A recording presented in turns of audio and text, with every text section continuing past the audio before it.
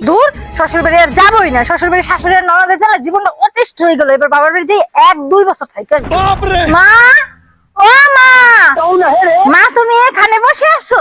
এ কি মা, তুই হঠাৎ করে কিছু না বলে শ্বশুর বাড়ি থেকে বাপের বাড়ি চলে আসলি? আরে মা আর বলো না। এই না বোন চা। হ্যাঁ বৌদি দাও। আরে মা তুই থামলি কেন? তুই বল কিসের জন্য আসলি? আরে মা তুমি আর বলো না, আমার শ্বশুর বাড়িতে শাশুড়ি আর ননদ মিলে আমার জীবনটা অতিষ্ঠ করে ফেললো। হ্যাঁ, এ কি বলছিস? আরে আর বলো না, সারাদিন খালি ক্যাটা কইরা আমার মাথাটা নষ্ট করে ফেলে। এ কি বলো বোন? আরে বৌদি আমি একদম সত্যি বলছি। আর বলো না বোন, শুধু তুমি না, শাশুড়ি আর ননদের জ্বালায় সবাই অতিষ্ঠ। হ্যাঁ বৌদি তুমি একদম ঠিকই বলছো। কবে যে আমার ননদের বিয়ে হবে তারপর আমি একটু শান্তিতে বাঁচতে পারবো। বিয়ে হয়েও কি আর শান্তি আছে? সেই তো 2 দিন পরে পরে চলে আসে আমার মাথা খেতে। এই এসব স্যার তো তুই কয়দিন থাকবি সেটা বল।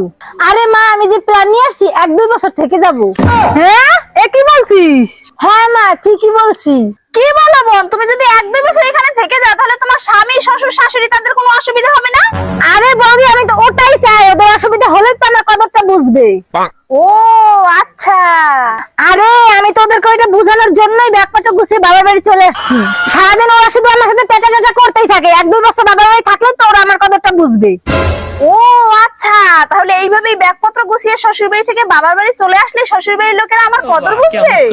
যখন একা একা সবকিছু করবে না তখনই বুঝবে আমার কদর। আচ্ছা তোমরা দাঁড়াও, আমি 1 মিনিটে আসতেছি।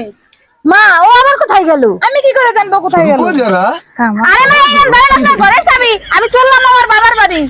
আরে বৌমা তুমি আমার বাবার বাড়ি যাচ্ছ কেন? আরে বাবা, আমি যদি বাবার বাড়ি নাই যাই তাহলে তো তোমরা আমার কদরটাই বুঝবে না। আমিও বাবার বাড়ি 2-4 বছর থেকে আসি, তাইলেই তো তোমরা আমার কদরটা বুঝবা। আরে বৌমা যে